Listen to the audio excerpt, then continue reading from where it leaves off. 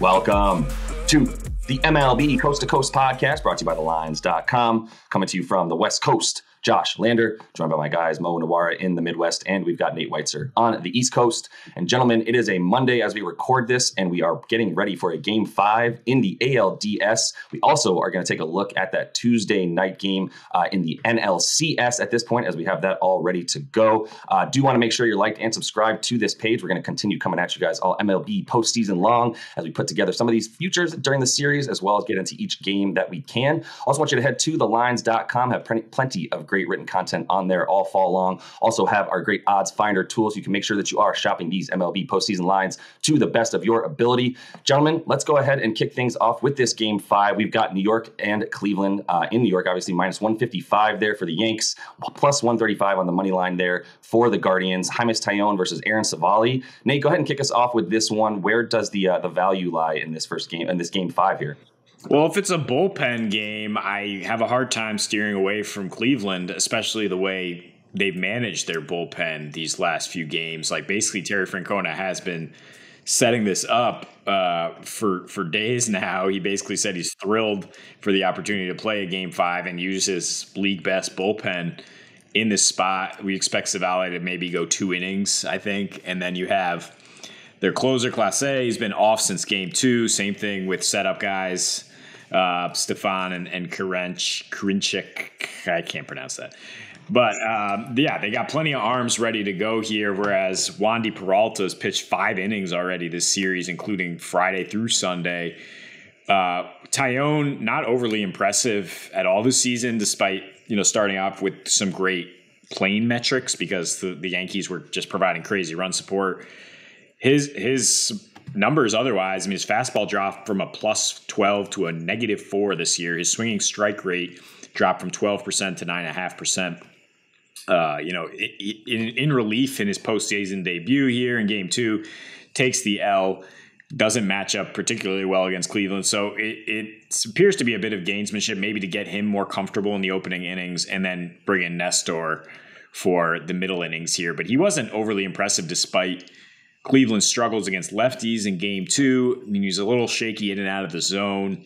So I don't trust really any of these Yankees arms or the situation for them, despite the fact that they have a much bigger edge on offense. I just think that Cleveland's, Francona, his postseason acumen, he's going to be able to manage this right.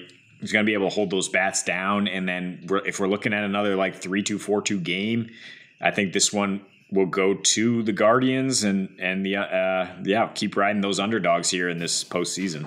I'm not as confident, I think, in the Cleveland bullpen. I know they're very good, but I think a lot of that is weighted towards the top of the bullpen. So I guess I think it's more evenly matched when you get into the lower rungs of the bullpen between these two teams, even though I know I've talked about what an advantage the bullpen is for Cleveland in this series because of all the injuries to the Yankees. The guy I would look to maybe for the Yankees is Clark Schmidt. I could see him coming in to soak like a 4-inning type of deal if Taillon struggles. I think both starters are going to be on quite an early hook, I would think.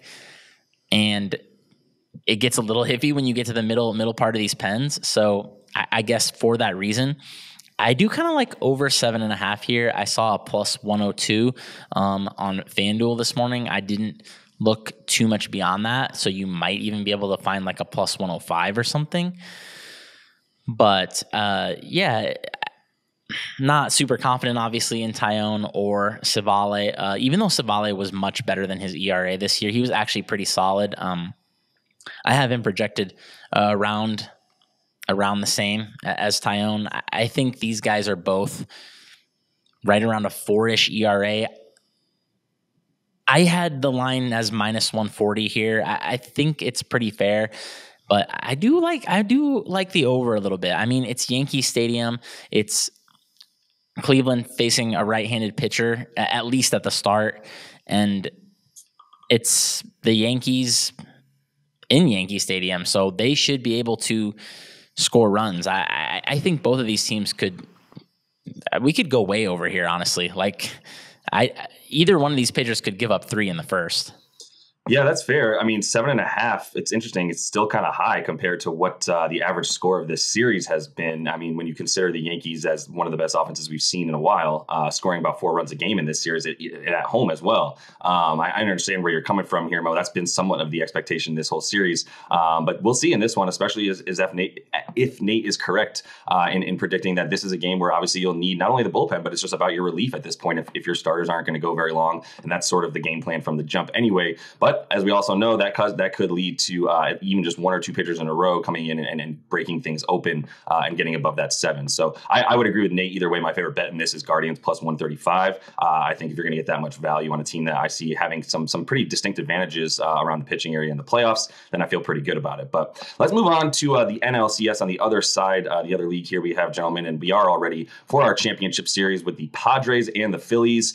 Not the worst guess if you had made that at the beginning of the season as 2 teams that could have made the LCS, but I do still think that there's a bit of an underdog story for both of these squads at this point, making it all the way to the Championship League Series. So for this series, we have, I believe, San Diego minus 120 and the Phils plus 105 to go ahead and take that. In game 1 here, specifically on Tuesday night, we think we're going to see Yu Darvish taking on Zach Wheeler. I know that there's a bit of it's a little bit up in the air in terms of who's going to be starting for the Phils, but most likely Wheeler. So you've got a minus 125 money line price for the Pods there, plus 105 once again for the Phillies. So let's go ahead and start off with you, Nate, here in this Yu Darvish, probably Zach Wheeler matchup, game 1. Really, what do you like about this series? And then let's tackle game 1 a little bit as well. I mean, crazy momentum from both teams, like you said. Really, the theme of the postseason in general right now is just teams getting hot and upsetting those 100-win teams. But I like the Phillies here in game 1. I think Wheeler profiles really well against that Padres lineup.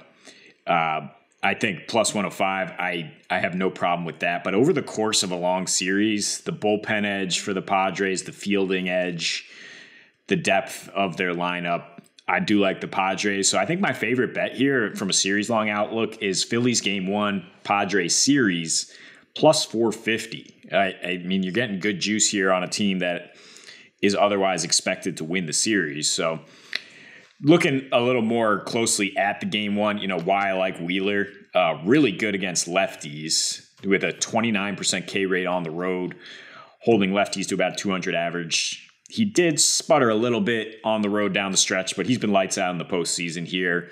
And in 2 against the Padres as a member of the Phillies, he has not allowed a run. He has 9 Ks in both those starts, gone 7 strong. He's really been just excellent since he came off the IL at the end of September there. And the Padres, they've either struggled against the fastball or the slider. You look at the first half or you look at the whole of the season. In fact, they're the 4th worst team in the NL against fastballs, negative 22 rating. They came up to average against fastballs in the second half, but then their rating against sliders dropped from +8 to -2. So Wheeler, it makes sense that he's succeeded against them. And Darvish, I mean, he looked incredible in that wild card start against the Mets, then struggled, but against the Phillies, just average. He also has great numbers against lefties, don't get me wrong, but I think the Phillies, because their big bats are Harper and Schwarber, we kind of overlook that they can come right back with these righties who just had some huge hits against the Braves. And Darvish at home, 2.4 home run per 9 ratio in his last 5 starts. So not really taking advantage of the confines of Petco, going up against the slug and Phils. That's why I like Philly in game 1 here, but I like the Padres for the series. I actually don't hate that, to be honest, because I love the Padres for the series, but I do see game 1 as the Phillies' best chance to get a win. Well, in terms of like pitching matchup, I know Darvish has been very good for the Padres, but I have him as a worse option than Snell and Musgrove. I have them both projected above him. So I actually think he's their 3rd best pitcher. So with the Phillies throwing their best pitcher, because I do have Wheeler slightly stronger than Nola. So with the Phillies throwing their best pitcher and Padres throwing their 3rd best pitcher, I think game 1 is actually a really good opportunity for the Phillies to get a W.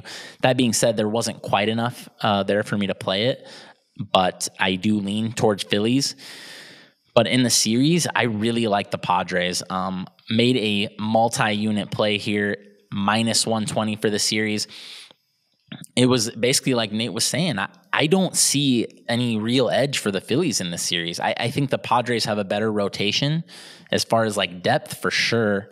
Like their third option is better than what the Phillies have. And I think Syndergaard is the clear weak link when it comes to the rotations. I even think like Manaea is a little better than Syndergaard. And I would expect if they need a fourth starter and they don't go for a bullpen game, it's going to be Manaea. Better bullpen, better defense by quite a distance, obviously. I think so StatCast outs above average has the Padres as the third best defense, and the Phillies are only ahead of the Nationals. So they're very, very bad. We know this. And then where the Phillies are supposed to be better than the Padres is with the bats. So they have a better offense on the season, 106 WRC plus to 102, but I honestly think the Padres might have a better offense. Those numbers obviously don't bake in a full season of Soto and Josh Bell. So it's at least close. So if the Padres have a better offense, then they just are basically better across the board than the Phillies here. And they also have home field. So they just, nothing to me is pointing to the Phillies in this series, I guess is what I'm getting at. So minus 120, too low for me. Made a play on Pod series there. Yeah, and there's a lot of intriguing value on the player props for the entire series here in terms of those guys to make an impact that Mo mentioned. Soto plus 800 most hits or 850 most total bases, because I think he's more of a walk threat at times. So I kind of like that. And Josh Bell, I think plus 2,200 most homers for the series. I mean, the Philly rotation, pretty righty heavy.